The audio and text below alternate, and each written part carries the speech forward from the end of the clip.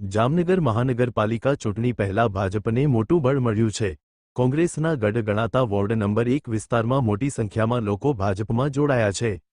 ભાજપ દ્વારા ward number 1માં આત્મનિર્ભર ભારત અભિયાન અને સ્નેહમિલન કાર્યક્રમનું આયોજન કરવામાં આવ્યું હતું, જેમાં મોટી સંખ્યામાં વિસ્તારના લોકોએ ઉપસ્થિતિ રહ્યા। કાર્યક્રમ દરમિયાન સ્થાનિક નેતાઓએ લોકોને સ્વદેશી વસ્તુઓની ખરીદી કરવા અપીલ કરી હતી।